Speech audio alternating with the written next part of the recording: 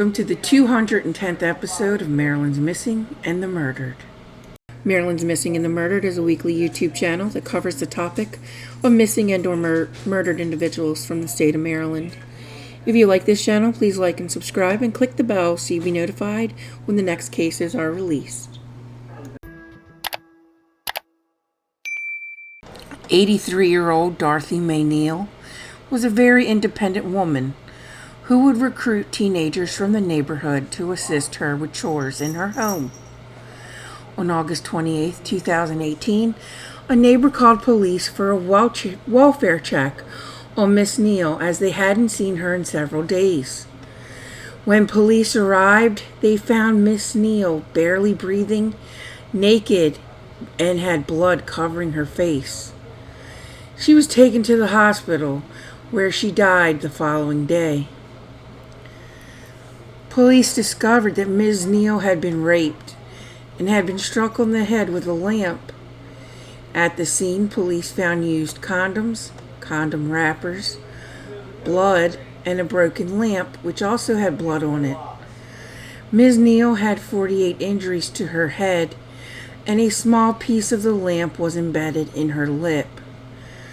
The items were taken for forensic testing in hopes of leading to a suspect. In the meantime, police questioned neighbors who gave them names of the teens who would help Ms. Neal, as there was no forced entry to her apartment. DNA testing of the blood, DNA from the used condoms, and fingerprints on the condom wrappers matched to 14-year-old Tyrone Harvin.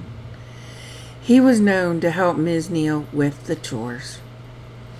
On September 7, 2018, Tyrone Harvin was arrested and charged with first-degree murder, rape, and assault. Interestingly, at the time of the murder, he had just come off of home monitoring for robbery charges, which were later dropped.